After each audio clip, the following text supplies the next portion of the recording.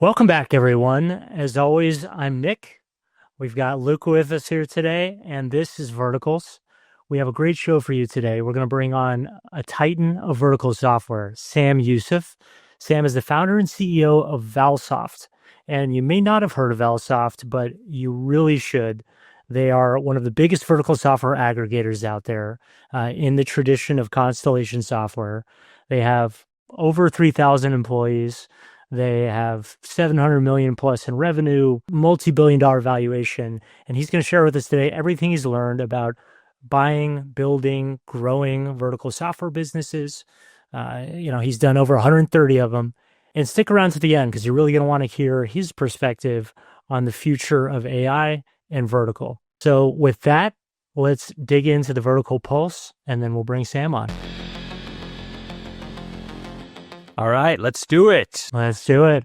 I love it. So knowing that we've got Sam from Valsoft joining, I thought it would be great to kick this off with some recent news. Beacon Software, which is similar to Valsoft in the sense that they're out there buying a bunch of software businesses. I think most of those are vertical focused. It's the founder's the ex-president at Instacart, and he calls it anti-private equity roll-up. So kind of interesting. Private equity has such a bad taste in so many founders' mouths, and so this is a smart strategy. I think he started a little over a year ago. And, the thesis was let's go buy some businesses and really, lean into them operationally and support the transformation. And you can see General Catalyst just led the round, $250 million. I think what I've kind of heard with these GC deals is a lot of this is debt. I can't say it is or isn't, but that's just kind of what I've heard how they're structuring these things. Because if you've only been around for a year and maybe you've bought in a couple of businesses, shoot, the valuation's got to be sky high for that to all be equity. But I don't know. I'm not saying it is, to be clear, but nonetheless, like monster around here. So pretty interesting. Nick, this is a departure from GC's focus on like service business roll-ups. So curious to kind of hear what you think. Yeah, I mean, look, I think a big part of it is driven by the fact that, GC has a lot of money to deploy here. And I mean, that's not to say that they're not brilliant folks, because I think that should be taken as a given. But I think it just speaks to kind of the scale of the opportunity. You've got tons of companies that are maybe not AI high flyers. Maybe they're not going to get to,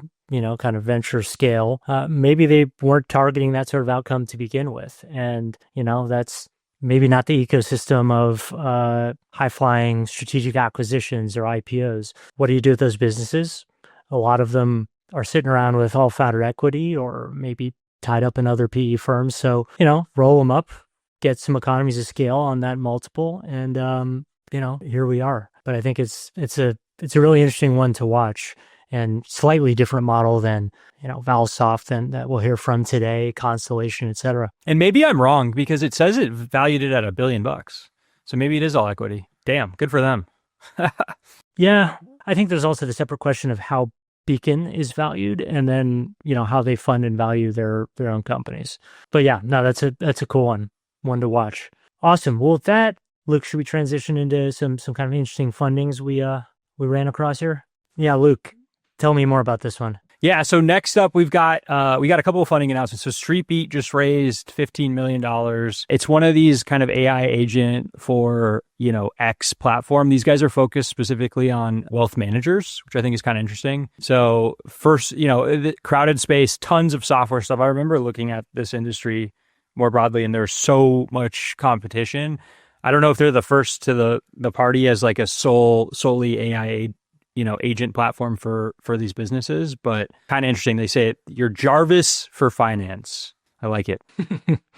Interesting. I think I can say with confidence they're not the first, at least if you're going to talk about AI and private wealth. I mean, I think Adapar raised $230 million in a very growthy round. I think it was Vitruvian and AVC and stuff. Now they're not AI native per se, but they've been in and around in this space. Who else? Like Altruist, Wealthbox. I mean, there've been a lot of these, but to be fair, AI native is kind of this new generation. So maybe they're doing things differently. First AI native. I don't even think they're probably the first AI native. This is such a big category. I see new stuff here all the time.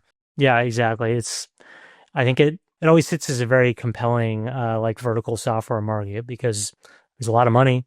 There's a lot of money flows. So that's a pretty cool one. So I want to talk about Chip Agent. Chip Agent raised a $21 million Series A recently. So that was led by Bessemer Venture Partners, had a couple other insiders and actually two strategics, Micron, as well as Ericsson. The business overall, it's an agentic AI startup, and they're focused on chip design. And so, for maybe those novices in the space, we're talking about chips in terms of semis. So, chips that are going into your GPUs, powering your chat GPT, et cetera. And they sit on top of, that basically, if you think about electronic design, EDC overall, it is a mature software ecosystem. So you can think about Cadence, Synopsys, Siemens, and basically what these solutions do is they help with the overall design, the design generation, the testing, the debugging, the verification. Because obviously these are very strenuous, like high failure mode designs, right? And at this point, the additional throughput we're trying to squeeze from these chips, it's so every marginal basis point step forward is a huge win. But it's a very time intensive process. Also, a lot of the expertise that goes into it is somewhat aging, right? These engineers have been around for a long time. So Chip Agents is taking a different approach. They sit actually on top of the cadences of the world, and they have kind of multi-agent workflows to parse, kind of really long specs lists to kind of triage issues. And, at the end of the day, to kind of perform root cause analysis on, hey, is this chip performing as we designed it? So I thought it was a really interesting one, not just because it was a great round led by a great firm, but, because there's obviously a lot of investment going into this space. We talked recently in our last episode about, the quote unquote infrastructure bubble, if you consider it that, really just all the dollars going into data centers, right?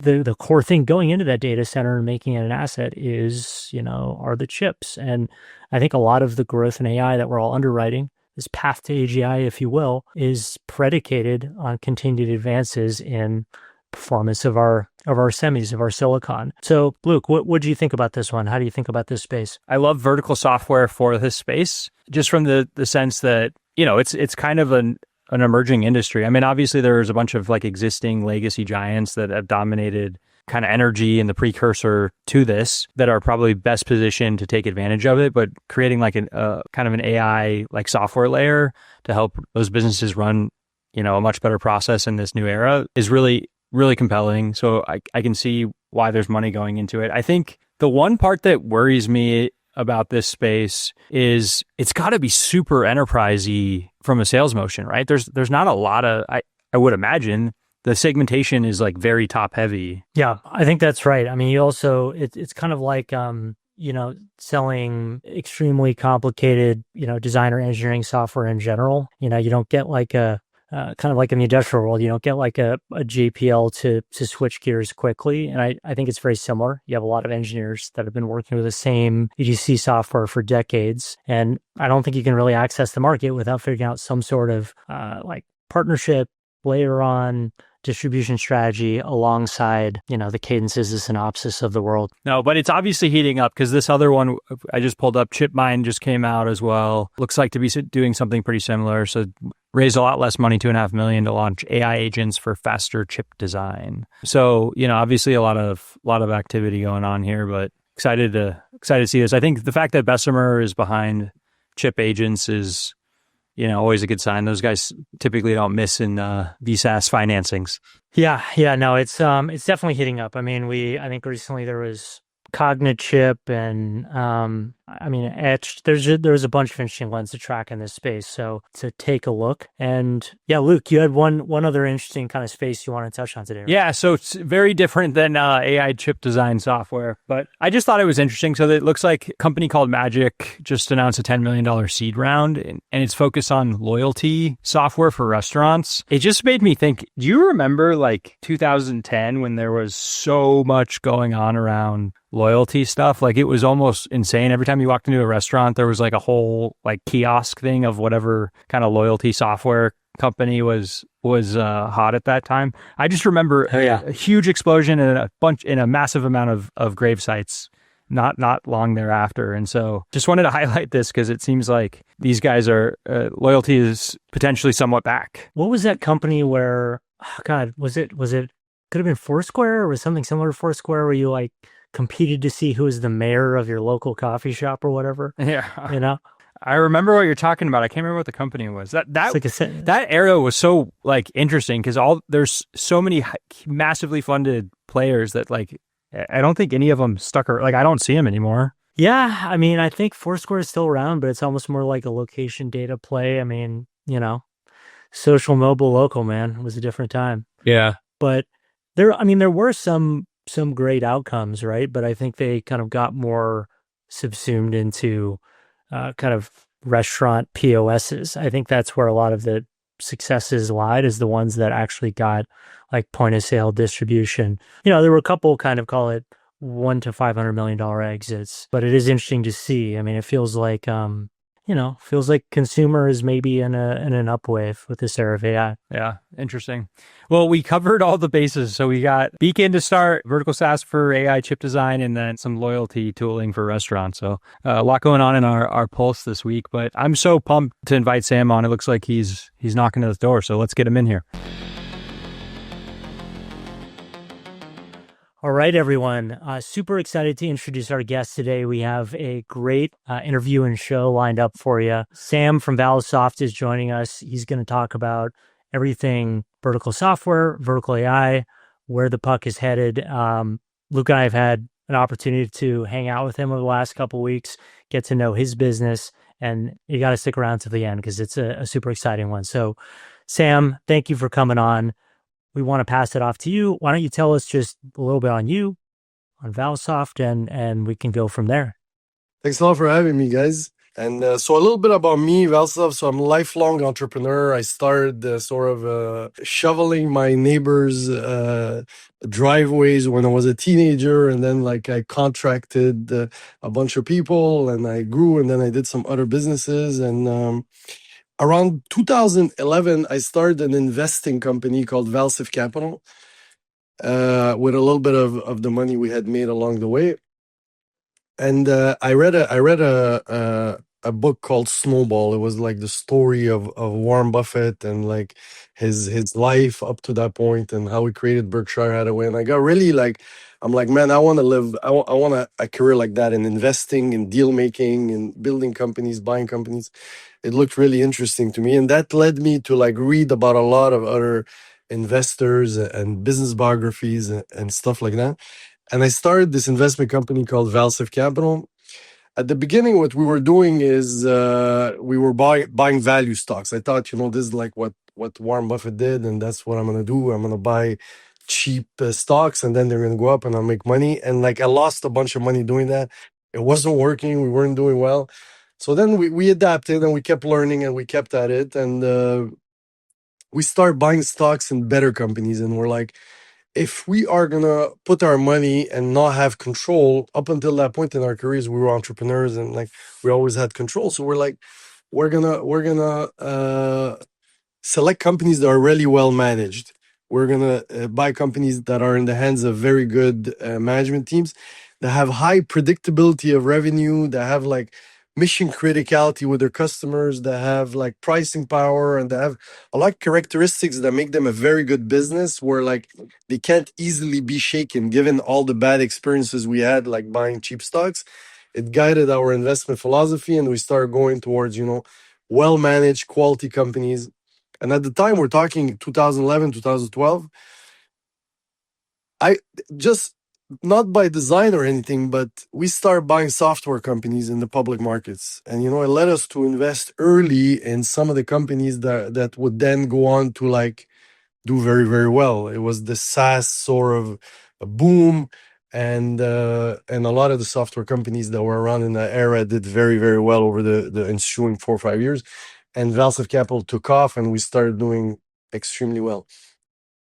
We ran into a company called Constellation Software that, like, part of our public market investing strategy, we ran into Constellation Software, and Constellation Software was ran by this iconic founder, legendary sort of person in the field. And like, I learned a lot listening to him and reading what he wrote and whatnot.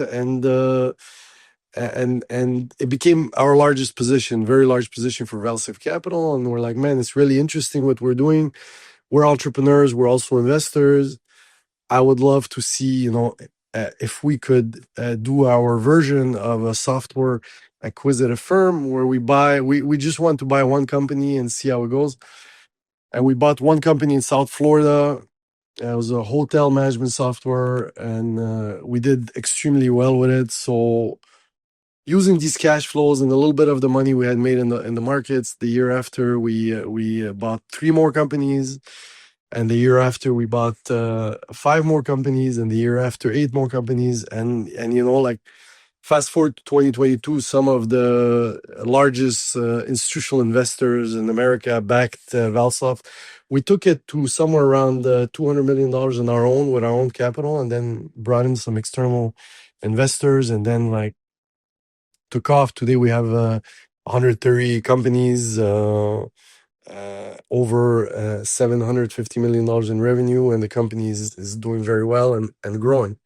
And throughout the history of the company, it's been like the same, right? It's buy good companies that have a good presence in a market that is structured rationally, uh, where these companies can have enduring good economics, and likely companies that haven't been around for decades, and then look for ways to grow them, and generate operating leverage of that through that growth, where on top of growing them faster, we could generate a good profitability, and then use this profitability to reinvest in either organic or inorganic growth based on what opportunity exists in that market, right? And that's what we've been deploying successfully for close to for over a decade now. We had 10-year anniversary this year. Congratulations. Congratulations. Yeah. Thanks a lot. Yeah, it's been an amazing story to track. Obviously, one that looms very large in the vertical world that Luke and I know and love. But Sam, I wanted to just get a little bit more color for our listeners here. So a lot of them may be familiar with Constellation, right? Their playbook tends to be go after lots of small companies. You can acquire them for very reasonable prices and grow them. In terms of size and kind of just type of company you guys look for at Valsoft, how does that compare to Constellation? How does it contrast? We look at buying companies between let's say right now we're and eventually buy bigger companies, but as far we're a little bit scared of concentration risk within our portfolio, so we try to stick to companies between 3 and 100 million right now. This is where we're looking, and we're looking for companies that have like strong fundamentals. So if we go on the smaller side, let's say the 3 million, the problem becomes you don't have enough revenues to like have a large enough R&D budget to sustain your market position in a lot of times. So sometimes the larger companies have more staying power and more ability to protect and expand their market share because they have a larger budget chasing a certain customer base. But if the industry is small, if like it's a very small market, like if you're dealing in the forestry market, let's say, or something like that, which is small software market, then the small company could be fine, right? If you're dealing with in a bigger market like the medical market, you probably want a bigger company because you're gonna have to have a bigger R&D budget to compete against the incumbents and the VC backed companies and whatnot, if you want to protect and expand your position. When you think about what you're buying these at, and then what Valsoft as a whole is trading at, I guess where did that look in the early days, and where has that evolved? Is it kind of, now that you have the scale power, there's probably like a classic arbitrage the moment you acquire. Kind of earlier days, maybe a little bit, just given you and the team's background, right, versus the companies that you were buying. Like how has that evolved over time? I mean, so our average multiples have stayed relatively the same. Thing is that we gain prominence as an acquirer, right? So more deals come to us. People feel more comfortable dealing with us. Often we're the preferred buyer because people know we're going to close a deal. But we've bought businesses for one time AR, and we've bought businesses for 10 times AR. if it's a product that we really want in an industry that we're involved in, and we know we have a large a stable of customer that could benefit from that, we'll pay a lot of money for that. If it's a declining business where it's basically gonna hurt our organic growth profile, and like we're gonna have sort of scramble and invest in rewriting a product that has a lot of tech debt, we'll pay a very low multiple because there's a lot of risk inherent in that transaction, right? So where we come into play is that we're a very operationally able company, so companies that like uh, need a boost in terms of let's say they're tapped out in their market, and the best thing for them to do is acquisitive growth, or a company needs professional operators to come in and help it with the next phase of its growth. So we bring that to the table, right? Because we've done it 140 times. So that's like many different subsets of mistakes that you've made along the way, and you learn exponentially from 100 something different subsets of mistakes, and that knowledge compounds, and you get to have a good instinct to how a company can improve its position. So the average company within the Valsoft ecosystem grows meaningfully in the 18 months post acquisition, because there's usually things we could do to trigger meaningful revenue growth. And so like in Constellation's example, a lot of what they're doing, it doesn't feel from an outsider perspective that they're doing a lot of like operational tweaks outside of raise prices, try to get to some like 30%, I think is what they target on an EBITDA margin basis, and then just let the company, maintain at least some level of growth rate. You guys are much more hands-on. Like that's one of the key differentiators that you saw, I'm assuming early, like with payments and all these things that you can add to really juice it. Is it totally deal by deal, or do you guys kind of look at like how do you get that growth you're talking about? No, we have like 7 proprietary like sort of integration playbooks, and these are things we discussed with the founders prior to selling us the business. We're like, we think we could do this, and there's usually a reward for that.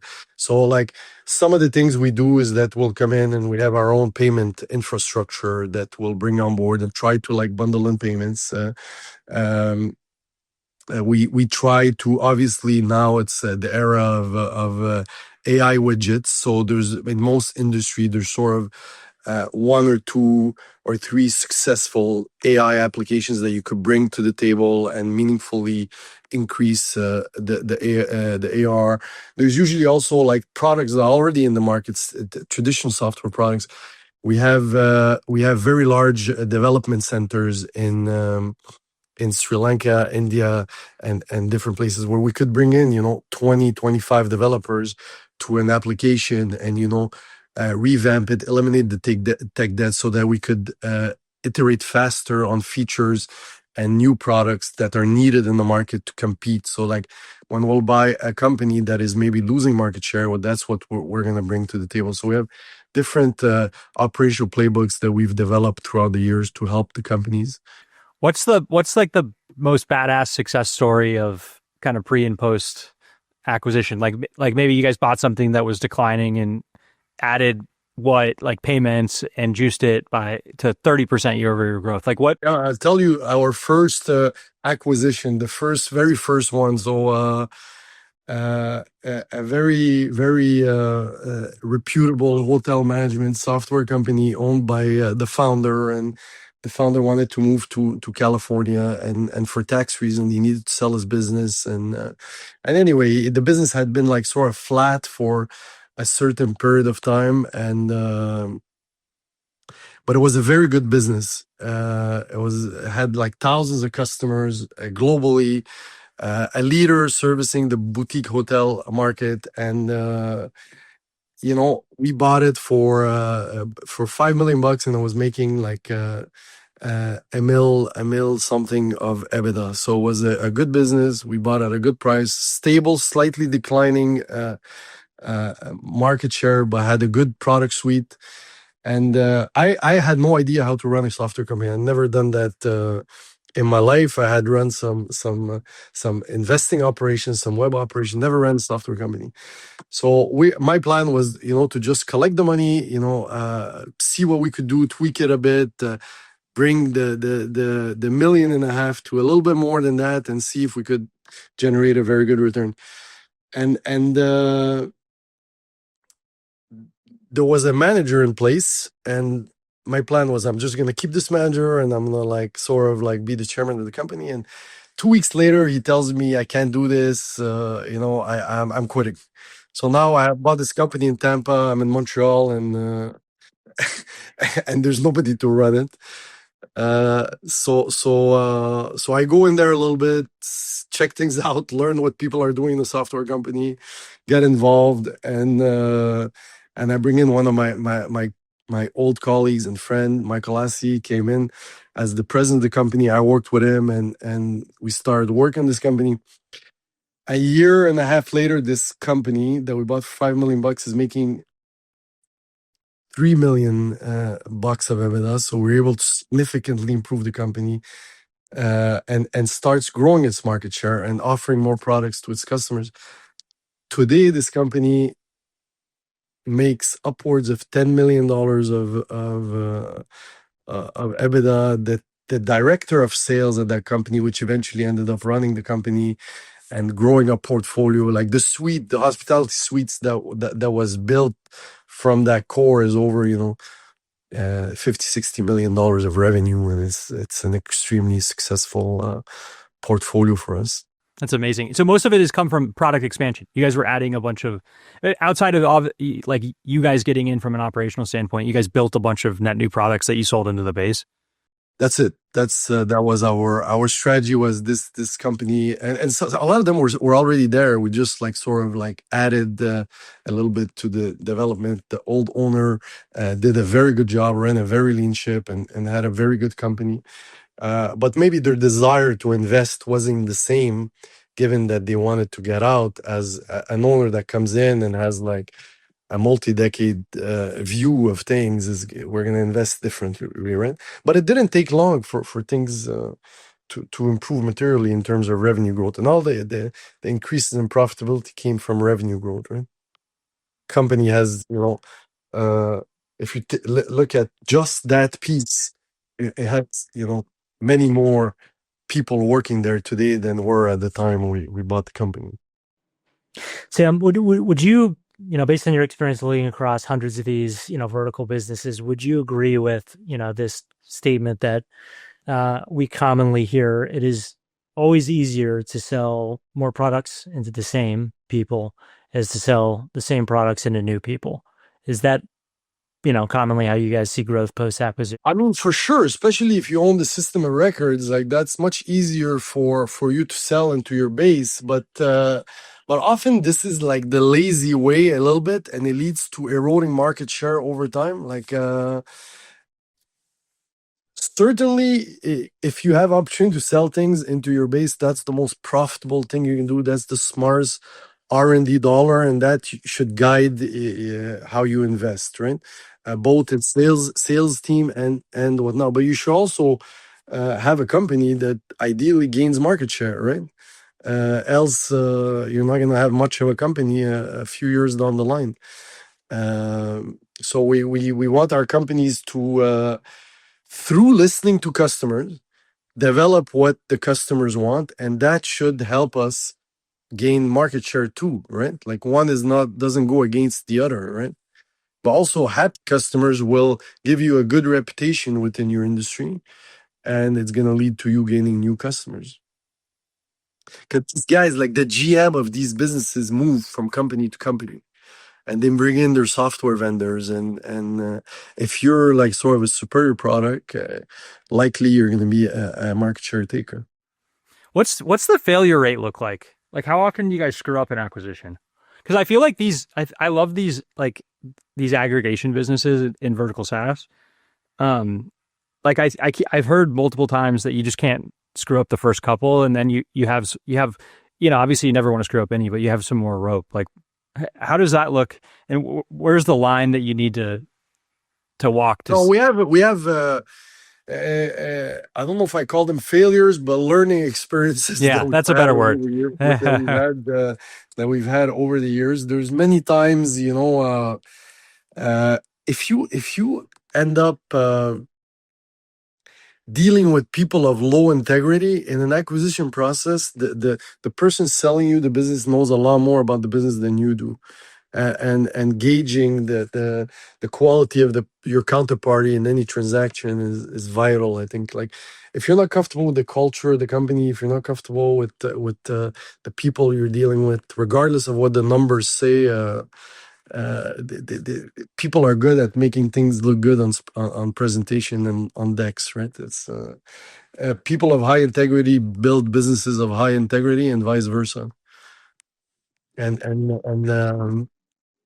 we've screwed up a lot over the years. Certainly, we've had a lot of learning experiences. We've bought a lot of subscale companies that deteriorated with time. We bought a lot. We bought a lot of companies that had customer concentration, where we lost the big customers, and we ended up in a bad spot. But we've had also a lot of companies that are like 10x what what uh, what they were when we bought them. Is it like 80-20, Sam? Like 90-10? Like, what's the line you have to walk? Yeah, you have to.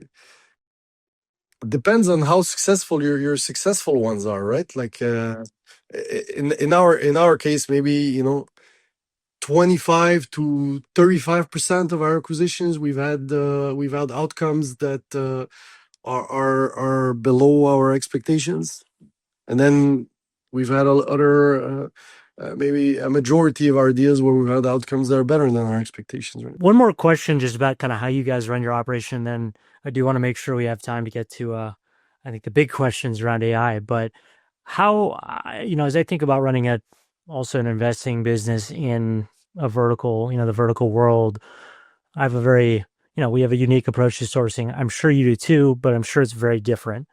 What is your biggest channel for sourcing deals? And yeah, I mean, I'd just love to learn about how Valsoft does it. Yeah, Valsoft has we have over 100 people looking for deals in like every corner of the world. We have people in most areas of the world looking for opportunities. I think we have people in 25 different countries right now. And then in the US and Canada, we have a lot of people that sort of cover internationally as well. So we just have a database of people that we keep a relationship with, and if somebody has a vertical market business, odds are they've spoken to one of our M&A folks, or one of our operators over the years. Remember, it's 10 years we do this, right? Like the first year was very, very hard to get a response. Uh, the second year, the second year was a little bit easier. Now today, we benefit from the reputation of Valsoft. We benefit that, like, Valsoft has bought, 130 plus companies. So people take us seriously when there's an outreach from us, and more deals go through brokers nowadays. The brokers tend to know us. Probably their firm has sold a company to us in the past, so they'll show it to us too, right? So you gotta get to know the founders, and they gotta believe that you're gonna treat their employees well and their customers well, and that if they do business with you, they're gonna have a good outcome. Makes total sense.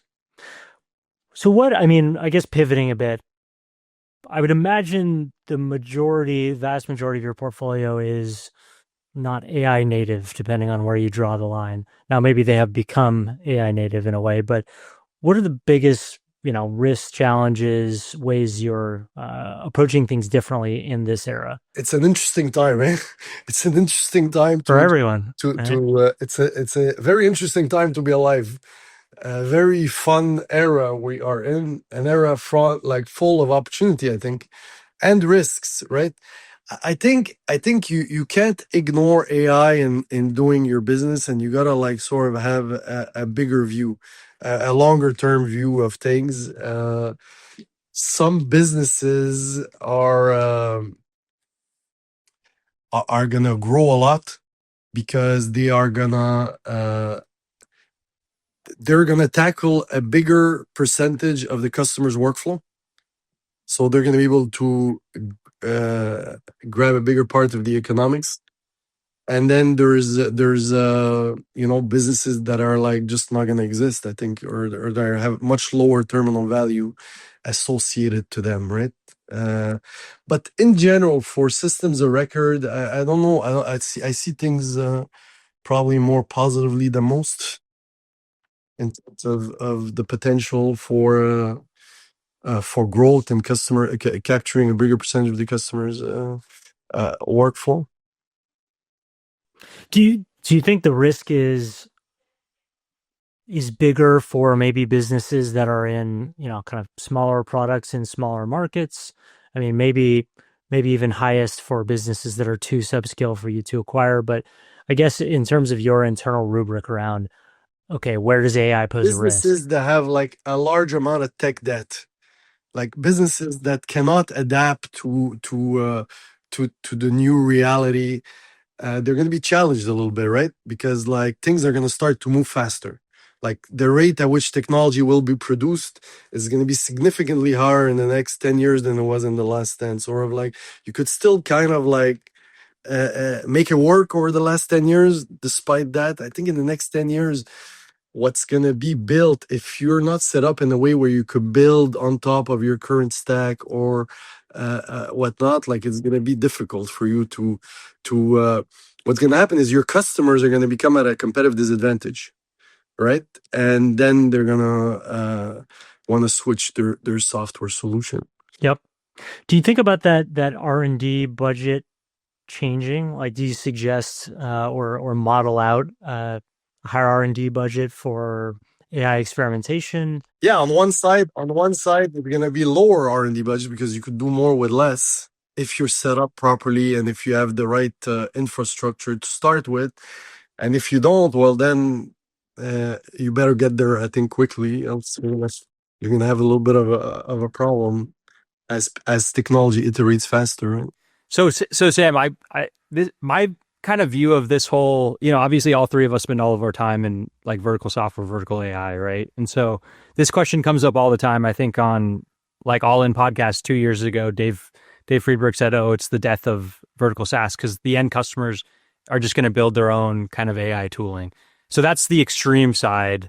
The you know kind of the other side of it is if you're the system of record, you actually have potentially the most advantageous kind of spot to be in, assuming that you adapt correctly and you kind of transform these things into, more and more kind of AI tooling and less like electronic filing cabinets like they've been.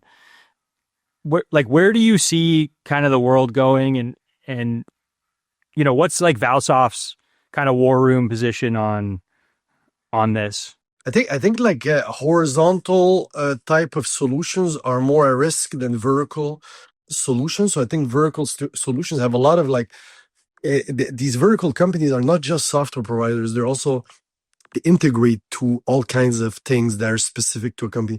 They have experts in the vertical working at the company that support and service the customers, that act like consultants for the customers.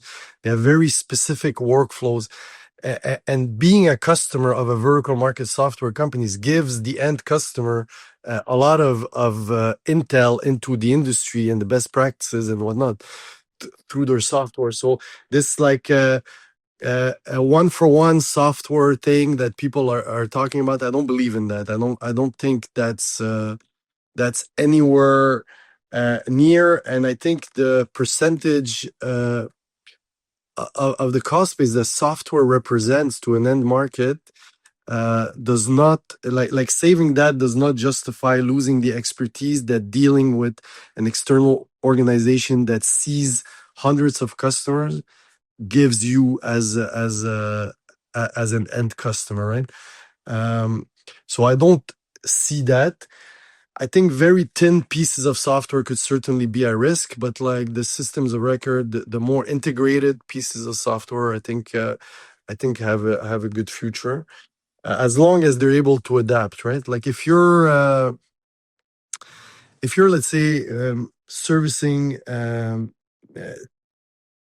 let's give an example of the revenue cycle management industry, okay? And revenue cycle management, you had an ERP that you sell to these customers, and your ERP is legacy, and like the new features that AI enables, which like you could cut a lot of the workflow of the agents doing the RCM with the new technology that's out there today.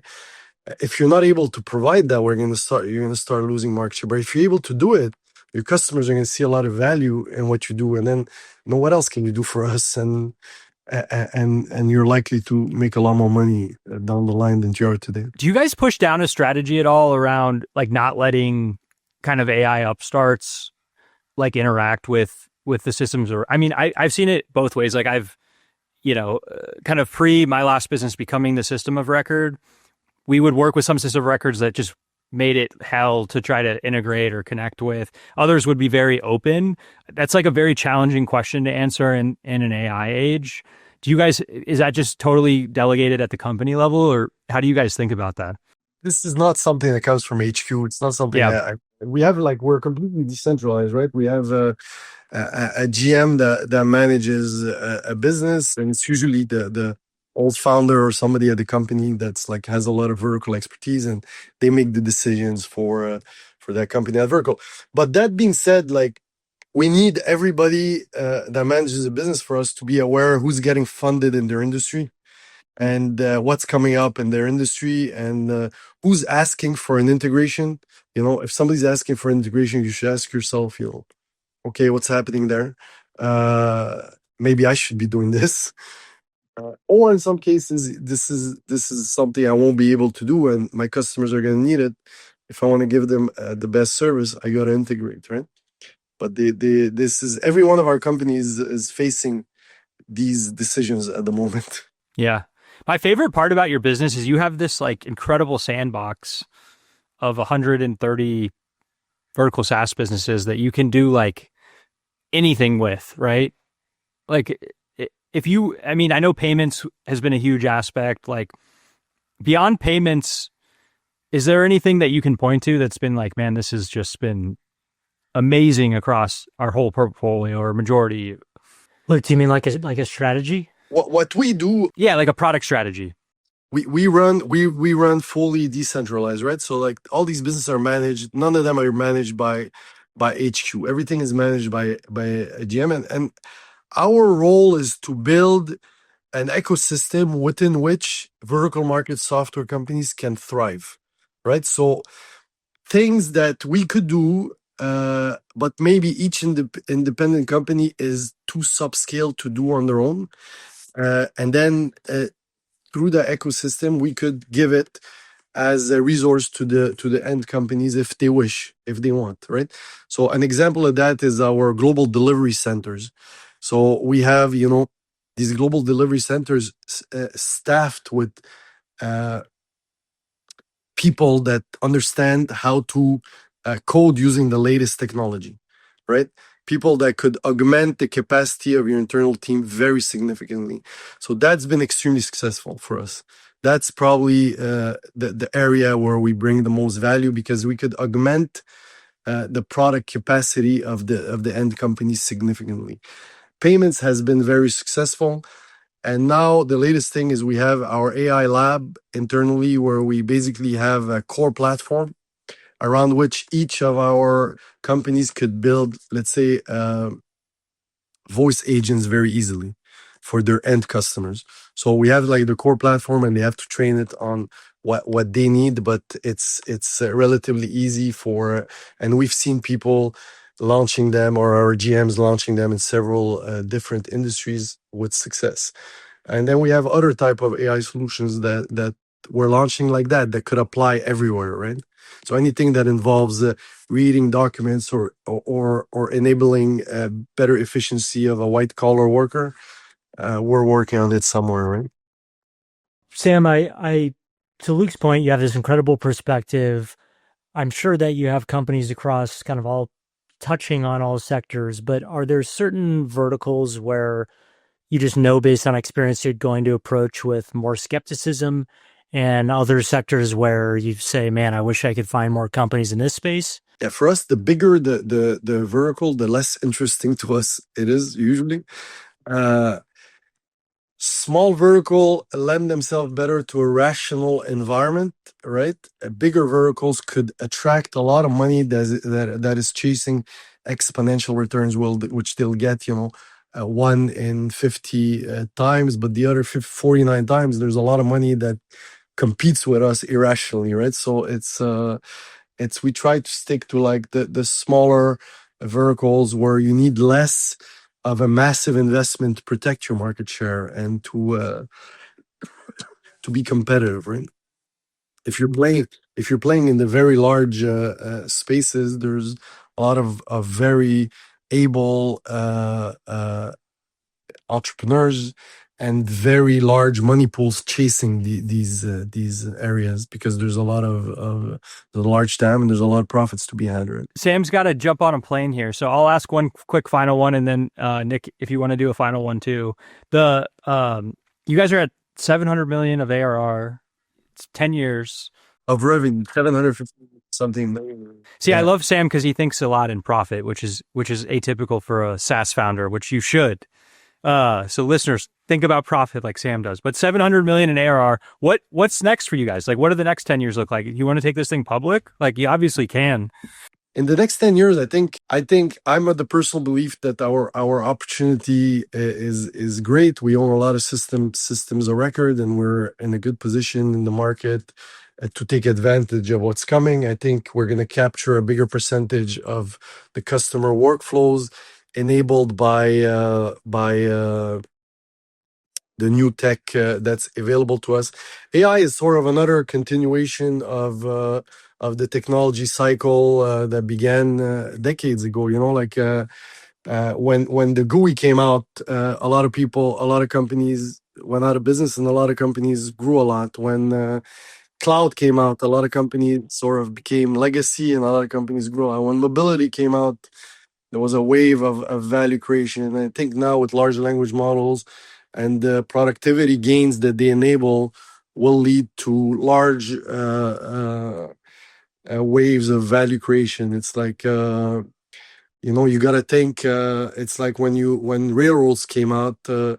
A lot of businesses were enabled by that. Like restaurants around the railroads stops started popping up. You got to think. What type of stuff is this going to enable, and you got to get there early in order to protect and expand your market share over the coming years.